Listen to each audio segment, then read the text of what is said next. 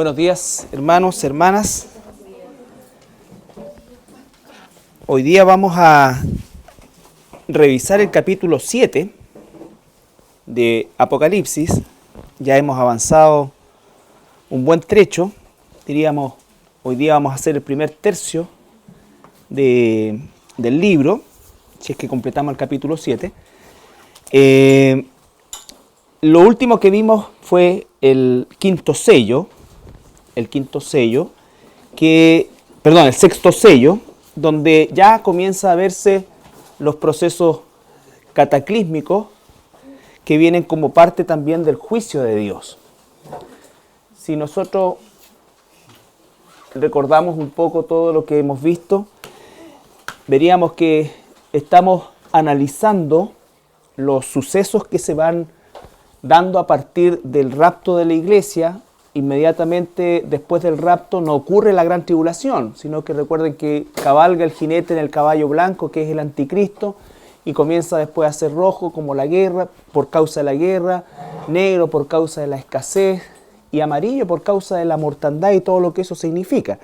Aunque todo eso va a ser de carácter mundial, con consecuencias devastadoras desde el punto de vista de la población, de la naturaleza, en fin, de todo lo que nosotros conocemos hoy, no corresponde tampoco al periodo de la gran tribulación que comienza en la segunda parte de esos 3,5 años de la última semana de la profecía de Daniel, que corresponde el Apocalipsis. Por lo menos desde el capítulo 6 hasta el capítulo 19 de Apocalipsis relata lo que corresponde a Daniel 9:27, que es la semana 70, la 70ª semana.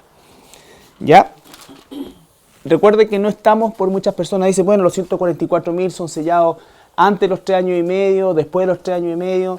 La verdad es que hay, lo que vamos a ver hoy día, hay argumentos para uno y para otro, pero como estamos hablando del futuro, hemos tratado de no dar fechas, por así decir, en relación a esos 7 años, sino que estamos más o menos avanzando en función de los acontecimientos, cómo se van a ir sucediendo. Es muy probable, de acuerdo a lo que yo he estudiado, que estos 144.000 que vamos a revisar el día de hoy, que están en el capítulo 7, sean sellados previo a la abominación desoladora, que es cuando el anticristo se manifiesta en el templo de Jerusalén. Previo a eso. No creo que sea al principio de los 3 años y medio, pero de los primeros 3 años y medio.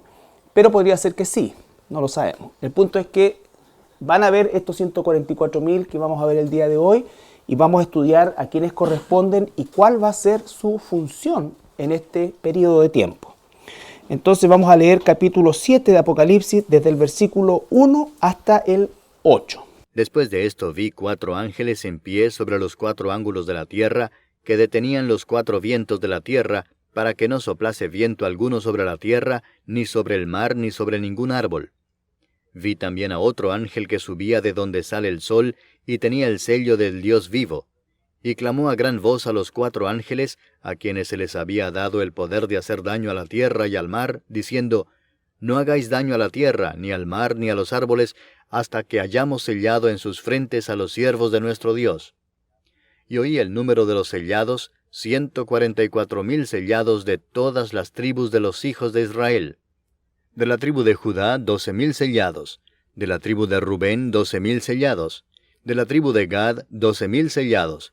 De la tribu de Aser, 12.000 sellados. De la tribu de Neftalí, 12.000 sellados. De la tribu de Manasés, 12.000 sellados. De la tribu de Simeón, 12.000 sellados. De la tribu de Leví, 12.000 sellados. De la tribu de Isaacar, 12.000 sellados. De la tribu de Zabulón, 12.000 sellados.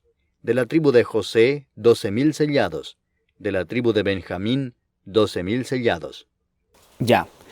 Este capítulo 7 viene a resultar un paréntesis entre el último sello que vimos, que es el sexto, con el último sello de este rollo que estaba en la mano del Cordero, y que el Cordero tuvo la capacidad única de ir develando cada uno de estos misterios, de estos sellos que se van abriendo. Este es un paréntesis, por eso es que es difícil ubicarlo cronológicamente, porque se encuentra justamente en un área donde parte, por así decir, o antecede al séptimo sello que se va a abrir después en 7 trompetas. Y a su vez, la última trompeta se va a abrir en 7 copas. Entonces, lo que sí sabemos es que esto va progresando y se va sumando.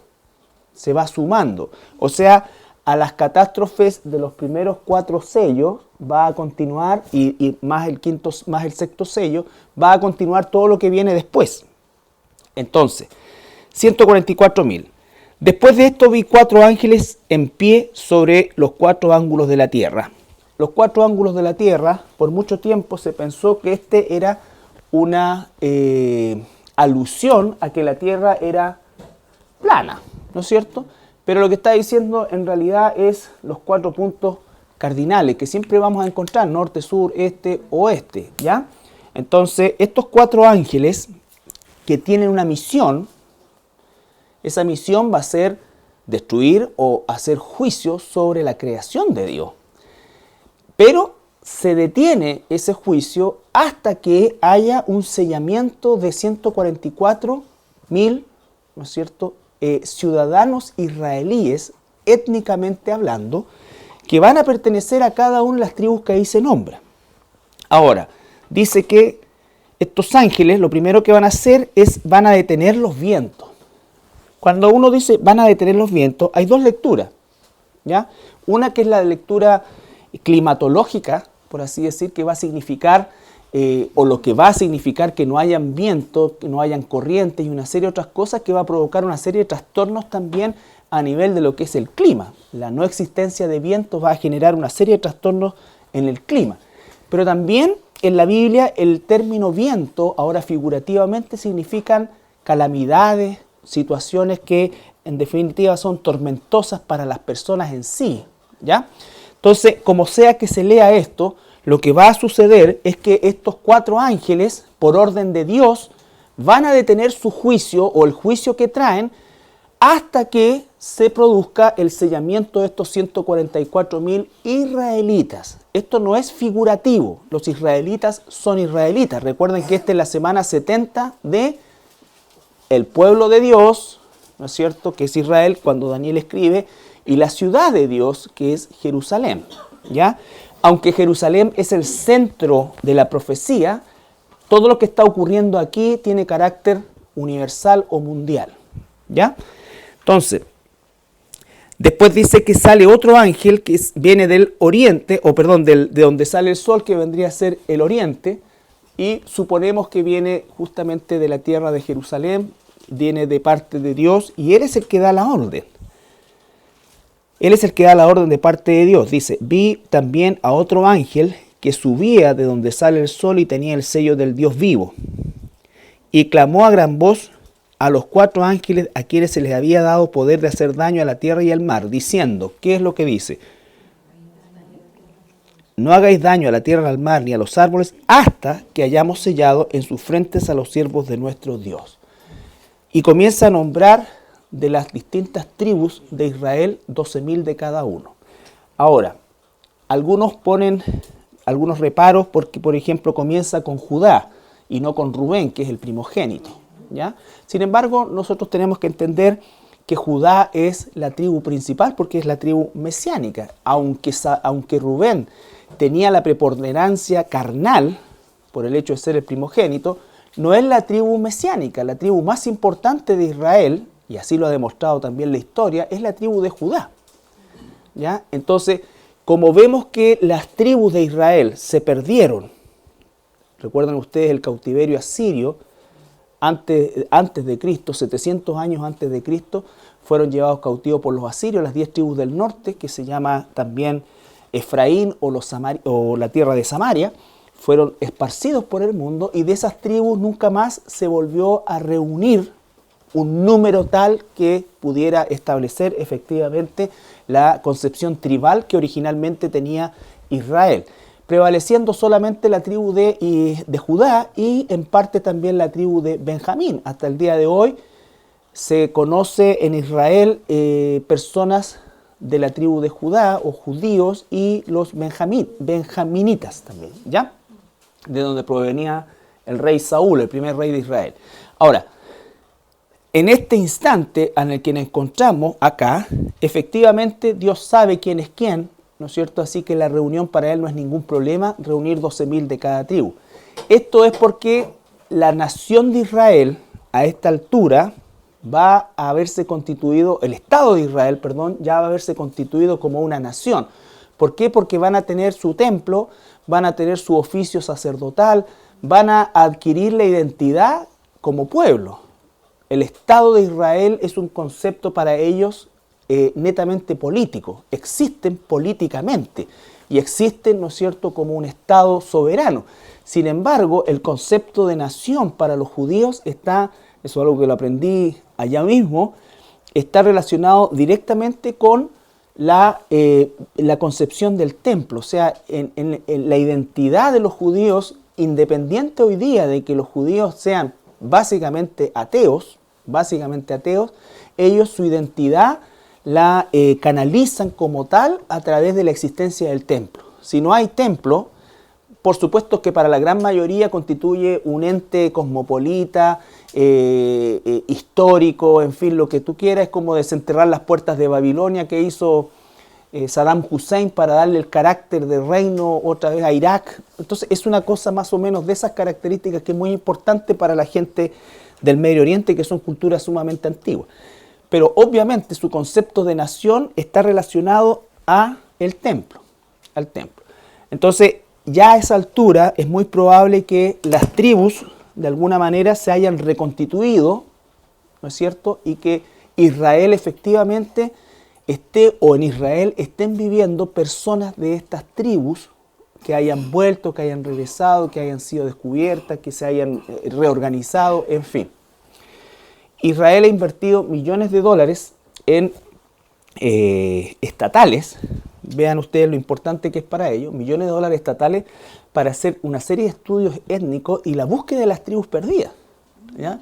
Han encontrado descendientes de Aser, de Manasés, ¿no es cierto?, principalmente en Asia y en África. Entonces, ellos tienen registro de eso y se los llevan de vuelta a Israel. Entonces, existe eso, y eso son inversiones carísimas en investigación y una serie de otras cosas, pero que el Estado israelí lo financia. Y uno podría decir que es un Estado laico. Claro, es un Estado laico, pero es tan parte de ellos esta concepción étnica, tribal y relacionada también con su cultura de templo, que el Estado lo financia. Que entre comillas o entre paréntesis es uno de los reclamos, por ejemplo, del ciudadano común. El ciudadano común, a pesar de tener un estándar de vida bastante bueno e Israel ser un país donde los niveles de cesantía, en fin, son muy bajos, entre otras cosas, la economía, en fin, todo eso, pero sin embargo, la gente común ve que el Estado gasta, a sus ojos, muchísimos recursos en esto, ¿ya? Entonces es importante el entender cómo piensa la persona de Medio Oriente, que dicho sea de paso también es una de las razones por qué se entiende tan poco el conflicto en el Medio Oriente. El conflicto en el Medio Oriente, nosotros los occidentales, nuestra concepción de nacionalismo pasa por un equipo de fútbol. ¿Sí? Cantamos la canción nacional y puro Chile, pero no tenemos una concepción de nacionalismo como lo tienen ellos, que su identificación, por ejemplo, de los musulmanes, si pertenecen a los chiitas, a los sunitas, si son de tal o cual tribu, ¿no es cierto? Entonces las concepciones tribales son cosas para ellos sumamente, los definen.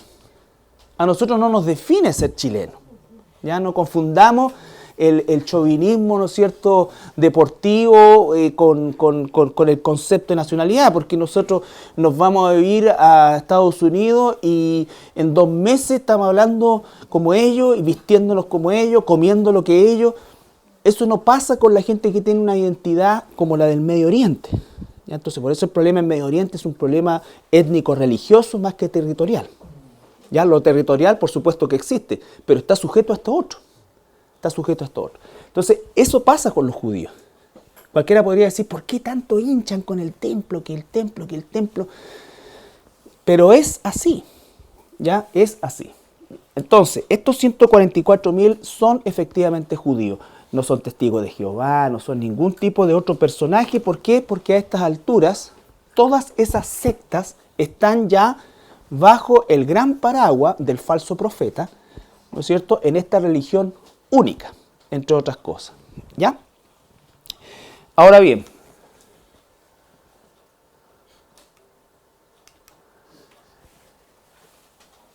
no se nombra a la tribu de Dan.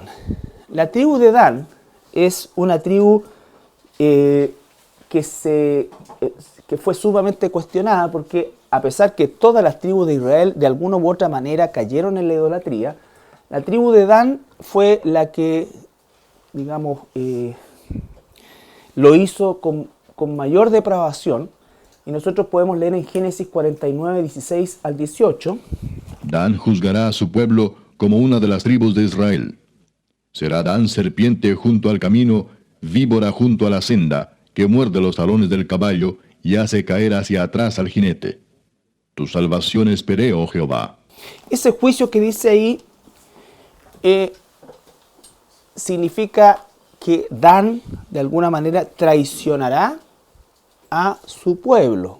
¿Ya? No es que Dan va... La palabra Dan es juicio. Por ejemplo, el nombre Daniel es Dios juzga. Él, al final, la terminación, él es Dios. Dan y él es Dios juzga. ¿Ya? Entonces, la tribu de Dan, la tribu de Dan va de alguna manera de aquí salen teorías de que el anticristo va a ser de la tribu de Dan y una serie de otras cosas al respecto que no están precisamente comprobadas. Es una probabilidad. Es una probabilidad. Recuerden que Daniel dice que el príncipe de un pueblo, el pueblo de un príncipe, perdón, es al revés. El pueblo de un príncipe que ha de venir en una concepción futura se está refiriendo al Imperio Romano desde el punto de vista geográfico, y por supuesto que la tribu de Dan estaba dentro de ese espacio geográfico. ¿Ya? Lo que sí tenemos claro es que el anticristo debiera ser un semita para ser aceptado por los israelitas. ¿Ya? Los israelitas no van a aceptar a alguien que no sea un semita, y por supuesto él, siendo un engañador, va a hacerse pasar por judío, pero no lo es, no es de la tribu de Judá. Pero el tema es que será Dan serpiente junto al camino, víbora junto a la senda, que muerde los talones del caballo y hace caer hacia atrás al jinete. Eso significa que va de alguna manera a traicionar. Ese juicio que dice ahí traiciona a su pueblo. Ahora, la tribu de Dan se perdió también mucho antes de las 10 tribus del norte.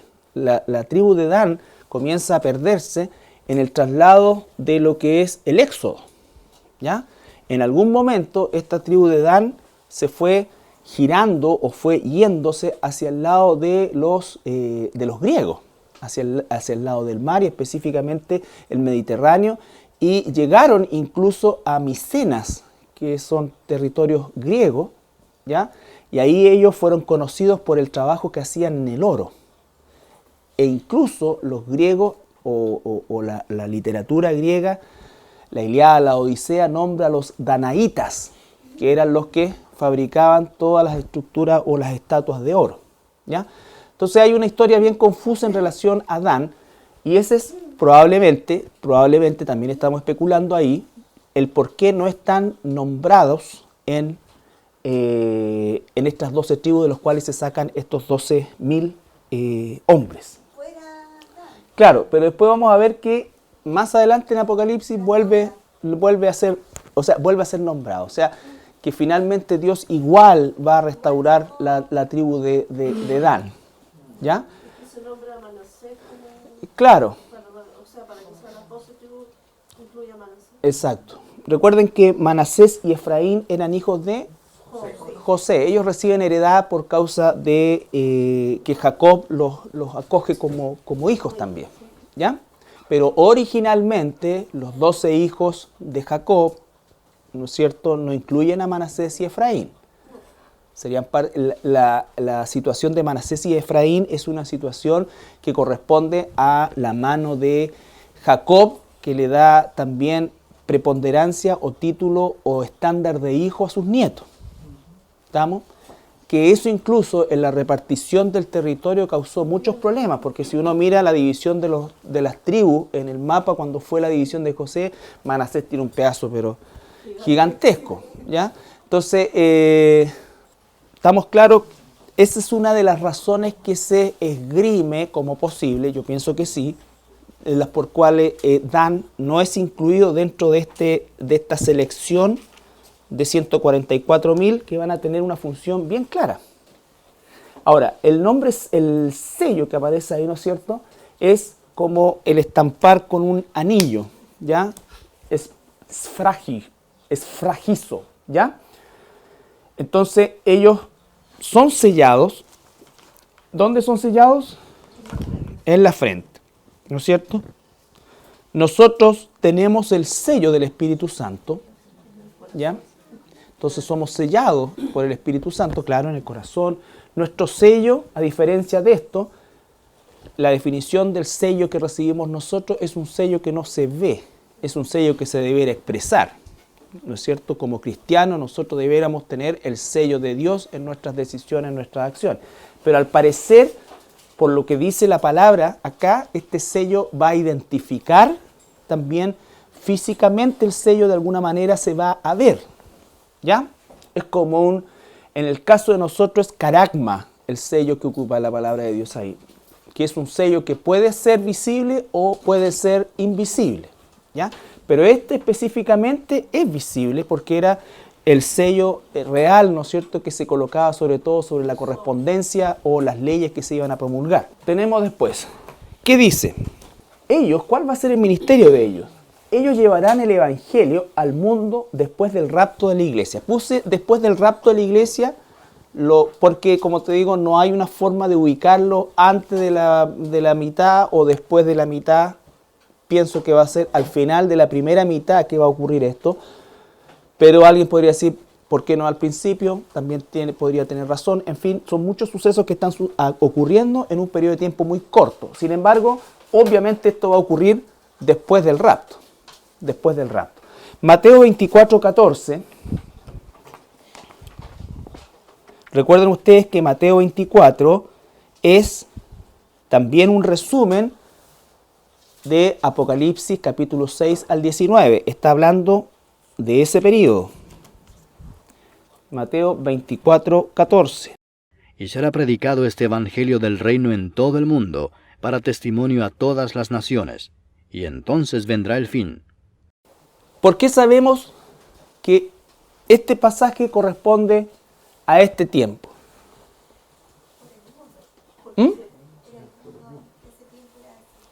Ya, pero dice, versículo 14, volvamos a leer. ¿Y será predicado este evangelio del reino en todo el mundo? ¿Por la iglesia? No. ¿Por qué sabemos que no es la iglesia? No. Ya sabemos que no está la iglesia, pero ¿por qué entonces si alguien de esto puede decir, oye, esto es para la iglesia? ¿Por qué yo sé que no es para la iglesia? Por el contexto. ¿Ya? Porque hoy la iglesia no llega a todo el mundo.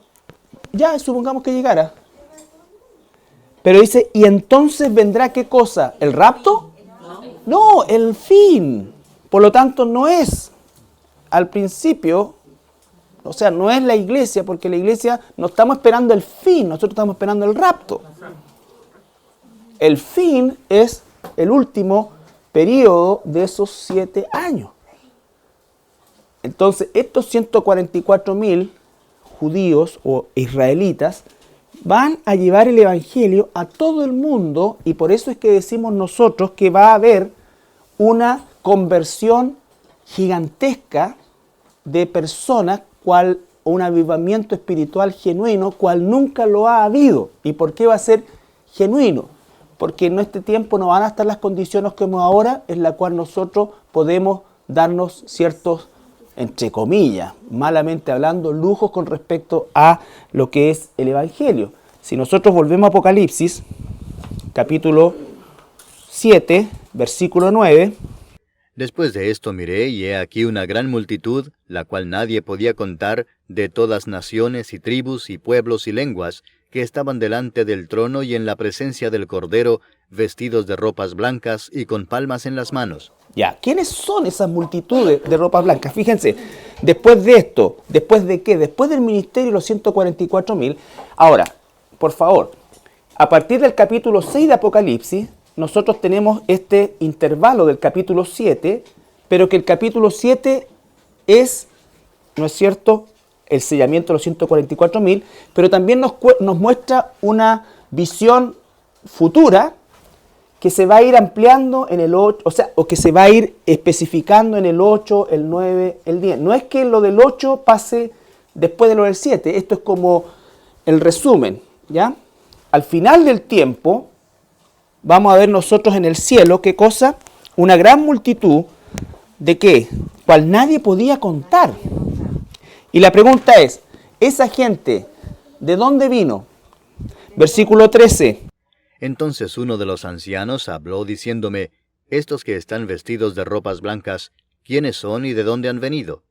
Yo le dije, Señor, tú lo sabes. Y él me dijo, estos son los que han salido de la gran tribulación y han lavado sus ropas y las han emblanquecido en la sangre del Cordero. Esos que están vestidos de ropas blancas, que vienen de toda tribu, lengua y nación, ¿por qué? Y que nadie puede contarlos. Ahí está, ¿no es cierto? Entonces, gente que muere durante ese periodo de los 7 años. Y más específicamente, a partir de la segunda mitad.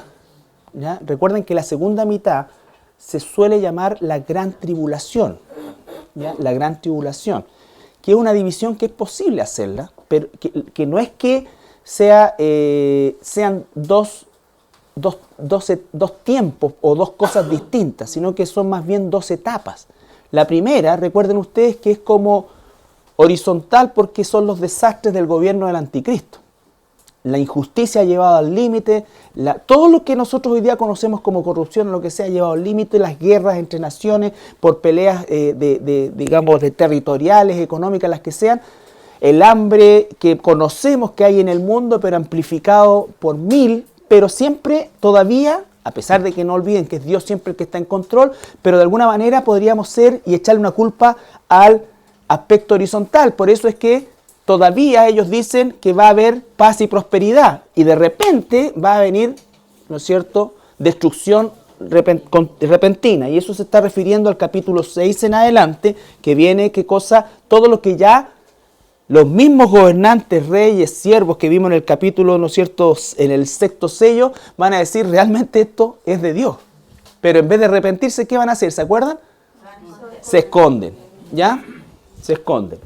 Entonces, el punto es que estos 144.000 llevan un ministerio evangelístico a todos los rincones del mundo. A todos los rincones del mundo. Recuerden ustedes, son 144.000, es una cantidad impresionante. Si nosotros pudiéramos pensar, y siempre digo lo mismo, y aquí sí que nos podemos... no, esas son las tierras bíblicas. Pero vamos a ver el mapa, ¿no es cierto? Si nosotros pensamos que Pablo sale de acá, ¿no es cierto?, y conquista acá, en tiempo en que entre que andaba a patita, en bote y a caballo, en el mejor de los casos, un hombre, ¿no es cierto?, un hombre consagrado a Dios, un israelita consagrado a Dios. Imagínense 144.000 con las condiciones que hoy día nosotros tenemos, ¿ya? Entonces, llamando al arrepentimiento, por lo tanto, el versículo 9, lo volvemos a leer del capítulo 7, dice: Después de esto miré, y he aquí una gran multitud, la cual nadie podía contar, de todas naciones y tribus y pueblos y lenguas, que estaban delante del trono y en la presencia del Cordero, vestidos de ropas blancas y con palmas en las manos. Ya. Recuerden ustedes, ellos, a diferencia de nosotros, ¿no es cierto?, reciben hojas de palma o de palmera, que son señal de gozo. En la Biblia sale varias veces esto, y la más conocida por nosotros es cuando Jesús entra en Jerusalén y están todos con palmas, ¿ya? En cambio, la iglesia, ¿qué recibe? Coronas, ¿ya? Coronas. ¿Estamos? Sí. Yo pienso lo mismo, pienso que están comisionados y al ser comisionados tan específicamente, por eso es que es bueno ver en Apocalipsis 14 quiénes son, las características que tienen. Y creo que sí, efectivamente van a ser dotados de un poder similar al que tenía el apóstol Pablo, por decirlo de alguna manera, ¿no es cierto? Sin embargo, ellos van a estar dentro de todo lo que es este proceso y no van a ser afectados por todos los cataclismos que van a haber. El único que los va a eliminar, o el que los va a eliminar, mejor dicho, es el anticristo. ¿Ya?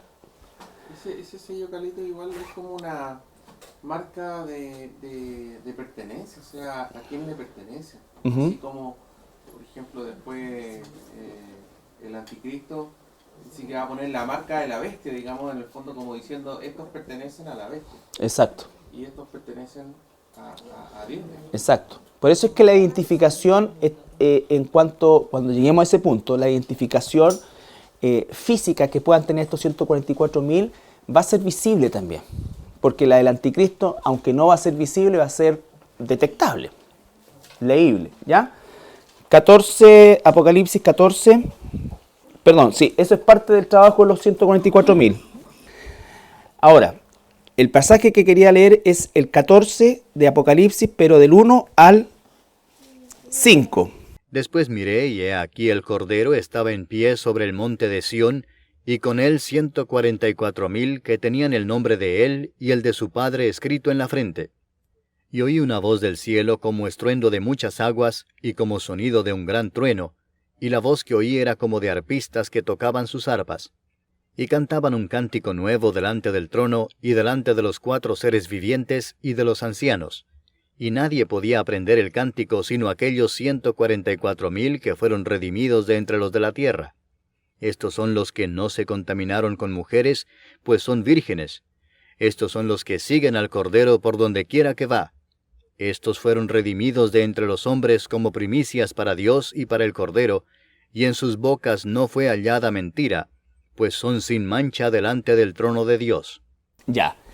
¿En qué estado se encuentran ahora estos 144.000 en este capítulo 14? En el cielo, ¿no es cierto? Porque la descripción que hace dice, después de esto de aquí, el Cordero estaba en pie sobre el monte de Sión. El monte de Sión es la colina donde va a estar el templo, donde estuvo el templo en Jerusalén terrenal, pero también no nos olvidemos que hay un monte de Sión verdadero en el cielo, que está en Hebreos capítulo 12, 18 al 23. Porque no os habéis acercado al monte que se podía palpar y que ardía en fuego, a la oscuridad, a las tinieblas y a la tempestad, al sonido de la trompeta y a la voz que hablaba, la cual los que la oyeron rogaron que no se les hablase más, porque no podían soportar lo que se ordenaba. Si aún una bestia tocar el monte, será apedreada o pasada con dardo. Y tan terrible era lo que se veía, que Moisés dijo, estoy espantado y temblando. Sino que os habéis acercado al monte de Sión, a la ciudad del Dios vivo, Jerusalén la celestial, a la compañía de muchos millares de ángeles, a la congregación de los primogénitos que están inscritos en los cielos, a Dios el juez de todos, a los espíritus de los justos hechos perfectos. Ese es el monte de Sión donde aparecen estos 144.000, el Sión del cielo. Volvamos a leer. Después de esto miré, y he aquí el Cordero, capítulo 14, estaba en pie sobre el monte de Sión. Todavía cuando Jesús ponga sus pies en el monte de Sión que está hoy en la tierra, va a ser cuando venga la batalla del Armagedón. Este es el monte de Sión del cielo, donde Él está con estas 144.000 personas, varones, vírgenes, ¿no es cierto?, que salieron de las 12 tribus de Israel, o de las tribus de Israel, y dice que van con el Cordero para donde Él vaya, en el cielo, ¿ya? Y oí una voz, versículo 2, del cielo como estruendo de muchas aguas y como sonido de un gran trueno, y la voz que oí era como de arpistas que tocaban sus arpas y cantaban un cántico nuevo, delante del trono y delante de los 4 seres vivientes, se encuentran arriba, y de los ancianos, y nadie podía aprender el cántico sino aquellos 144.000 que fueron redimidos de entre la tierra. Estos son los que no se contaminaron con mujeres, pues son vírgenes. Estos son los que siguen al Cordero por donde quiera que va. Estos fueron redimidos de entre los hombres como primicias para Dios y para el Cordero, y en sus bocas no fue hallada mentira, pues son sin mancha delante del trono de Dios. Por lo tanto, yo efectivamente creo lo que dice mi hermana Soledad, de que efectivamente van a tener una condición muy similar o un poder delegado muy similar al que tuvieron los 70 que envió Jesús, los que tuvieron los apóstoles, incluido el apóstol Pablo. ¿Ya? Entonces, estos 144.000 son sellados, son enviados, el evangelio es predicado hasta lo último del mundo y después viene el fin. En el intertanto, estos 144.000, por supuesto, sobreviven a toda la parte de los cataclismos, y al que se le permite eliminarlos es a la figura del anticristo. En el capítulo 13, desde el versículo 4, lo vamos a ver más cuando analicemos el capítulo 13, pero solamente lo vamos a entrar acá, 4 al 7. Y adoraron al dragón que había dado autoridad a la bestia, y adoraron a la bestia, diciendo, ¿quién como la bestia? ¿Y quién podrá luchar contra ella? También se le dio boca que hablaba grandes cosas y blasfemias, y se le dio autoridad para actuar 42 meses. Y abrió su boca en blasfemias contra Dios, para blasfemar de su nombre, de su tabernáculo y de los que moran en el cielo. Y se le permitió hacer guerra contra los santos y vencerlos. También se le dio autoridad sobre toda tribu, pueblo, lengua y nación. Ya. Ahora, ¿por qué nosotros sabemos que estos son los 144.000? Porque en definitiva dice que se le permitió hacer guerra, ¿no es cierto?, a estos santos específicamente. ¿Por qué nosotros podríamos decir que el anticristo tiene la potestad de eliminar y matar a cualquier creyente en esa época? La va a tener. Pero en este caso dice que se le permitió hacer guerra contra los santos y vencerlos, ¿no es cierto? Y a partir de eso también dice que se le dio autoridad sobre toda tribu, pueblo, lengua y nación, para hacer exactamente lo mismo. Pero estos 144.000 estaban protegidos por Dios hasta el momento, como lo que va a pasar con los 2 testigos que vamos a analizar también, que se les permite hacer todo y nadie puede dañarlos hasta que Dios lo permite. ¿Ya? Entonces, estos 144.000 aparecen después, vivos por supuesto, espiritualmente hablando, en el monte de Sión del cielo con el Cordero, y de alguna manera forman un grupo distinto de los que están con palmas, que vienen de toda tribu, lengua y nación. Esos están adorando en el trono. Estos están en un lugar específico en el cielo, en el monte de Sión, y andan con el Cordero. No se dice que el resto de los millones de millones andan con el Cordero. Dice que están adorando delante del trono. Por lo tanto, uno tiene que aprender a separar estos grupos. Tenemos la iglesia, que está participando en las bodas del Cordero, en el tribunal de Cristo, las bodas del Cordero. Tenemos los santos de la tribulación y de la gran tribulación, que están adorando, ¿no es cierto?, en el trono. Y tenemos estos 144.000 que son primicias redimidas de la nación de Israel. Por lo tanto, si nosotros pensamos que Jesús va a gobernar en Israel, no sabremos si estos 144.000 reinarán con él en la Israel terrenal, o estos 144.000 están reservados para el gobierno en la Jerusalén celestial, que es donde en este momento están.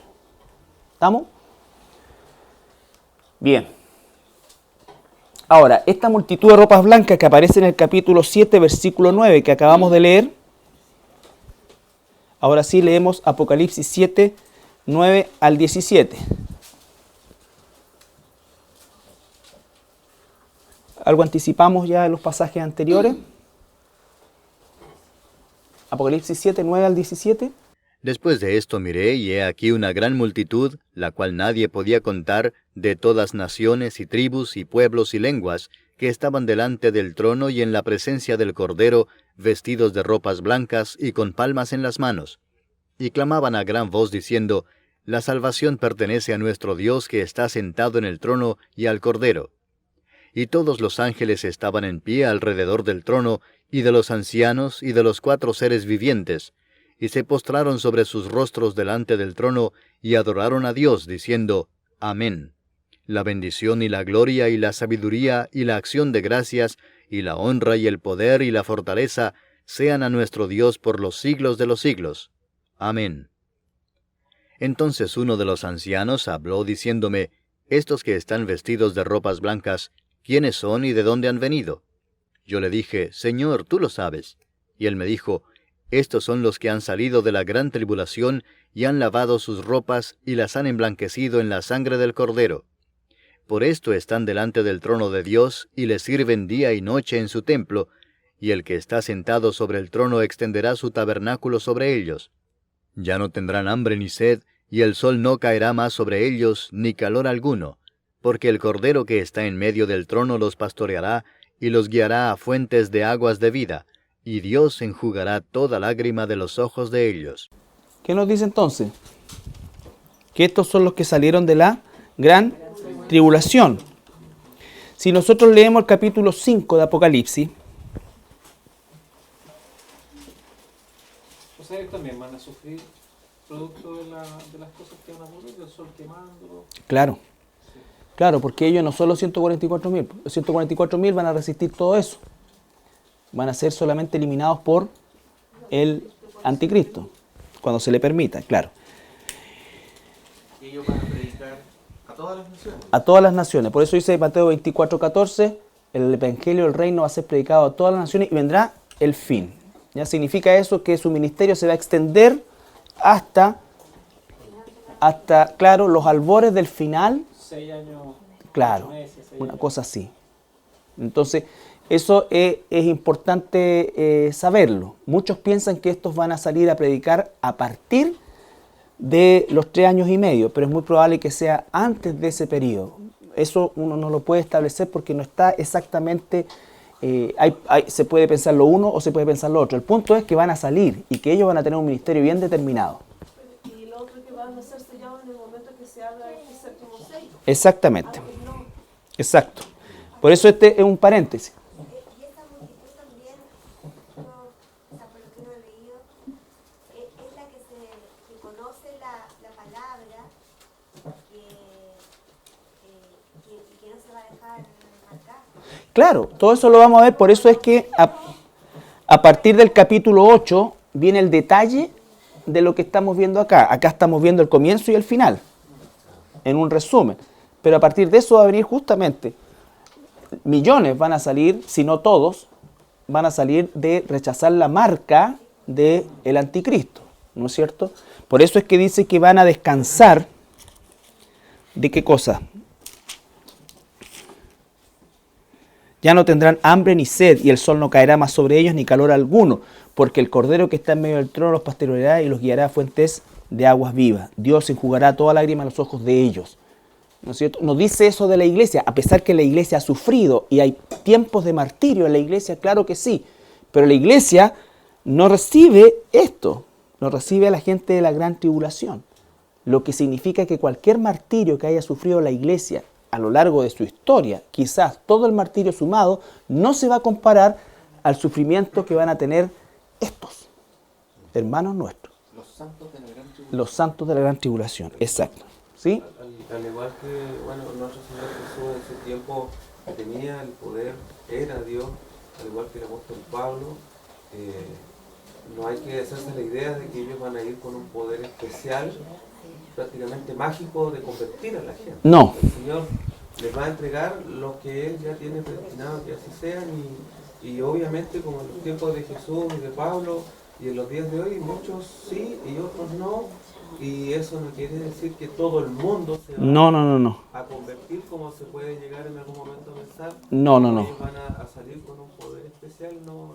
Por eso es que ellos salen al mundo. La única alusión que hace a que todos serán convertidos después de los 3 años y medio es para los israelitas, ¿ya? Por causa de que efectivamente en ellos se cae el velo y reconocen al Mesías. Pero esos israelitas van a ser evangelizados principalmente por los 2 testigos.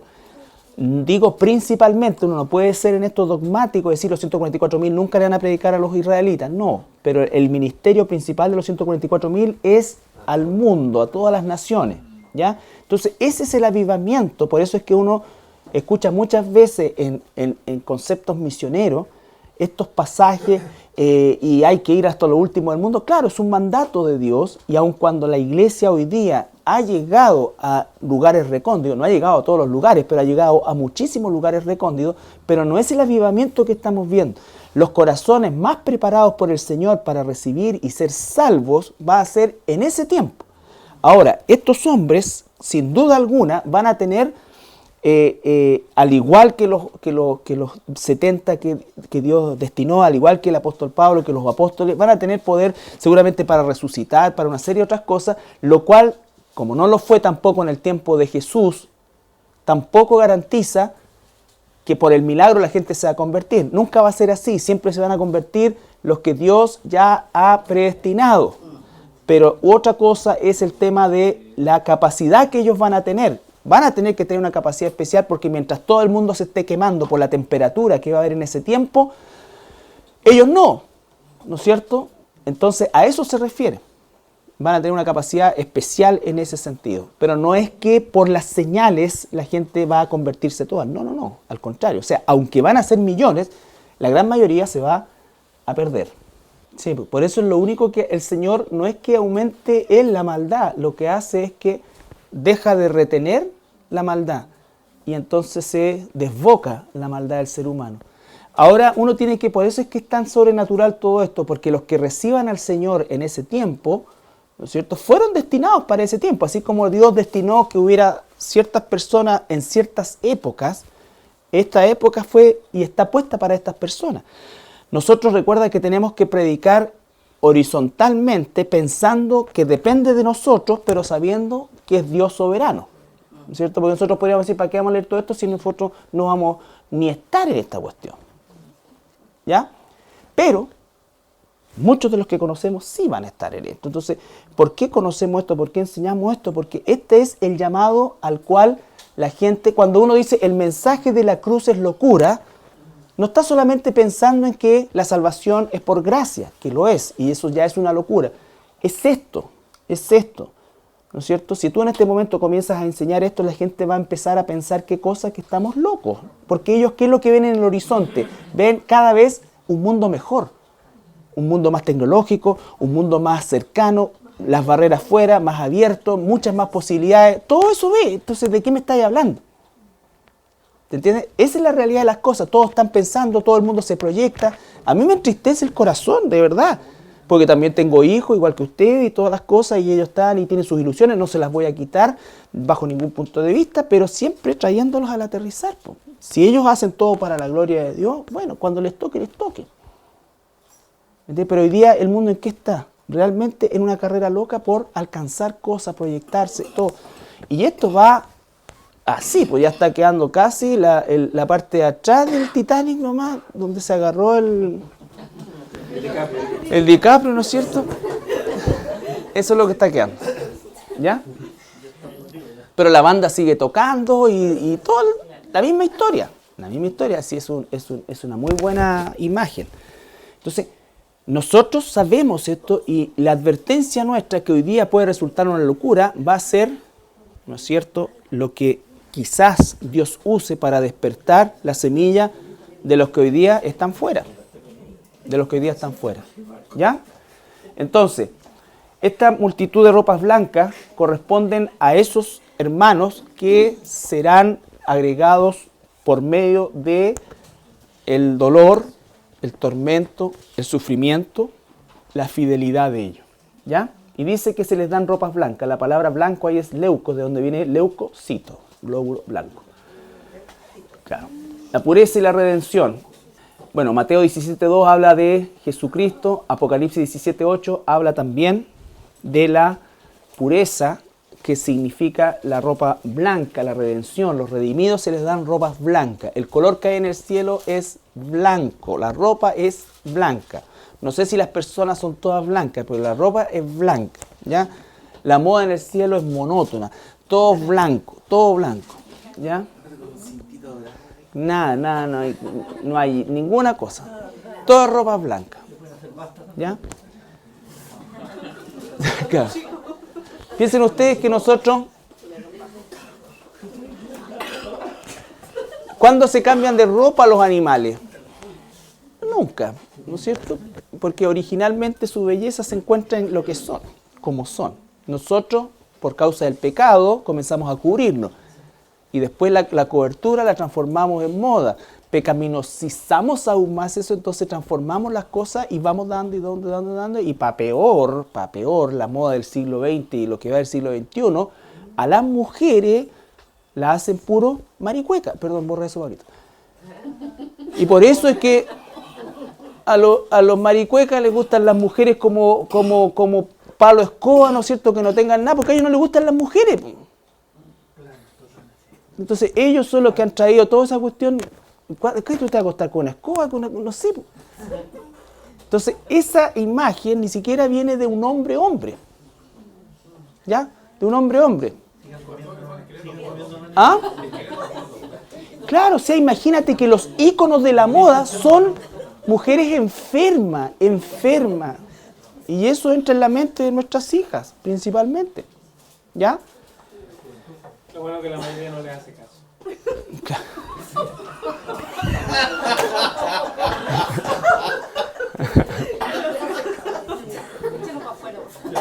Oye, no estoy hablando, y esto ya es off the record, aparte de los 144.000, no estoy hablando de la mujer delgada por naturaleza. Ya, no estoy hablando del ícono de una moda. Cuando tú ves de la moda, si es que alguna vez miras las noticias y ves esos desfiles, que ahora en HD es peor, porque antes cuando no era HD se veían un poquito más rellenita, pero ahora es la verdad de las cosas y es monstruoso. Entonces, pero ¿de quién le ha metido eso? Los homosexuales. Porque a ellos no les gustan las mujeres, ellos dibujan sus trajes acá. Porque si fuera verdaderamente una moda que los hombres llevaran, lo harían con más curvita, más. Bueno, el tema de las ropas blancas siempre está relacionado con redención, con pureza. Fíjense que se produce como una contradicción. Han lavado sus ropas para que sean blancas en la sangre del cordero. La sangre, por naturaleza, es roja. ¿Ya? Bueno, y las palmas siempre estuvieron relacionadas en Israel con celebración, ¿no es cierto?, con gozo. ¿Ya? Bien. Terminamos el capítulo 7. ¿Ya? La próxima semana vamos a comenzar con el capítulo 8, donde se comienza a abrir el séptimo sello. El último sello que se va a abrir en 7 trompetas y a su vez se va a abrir en 7 copas.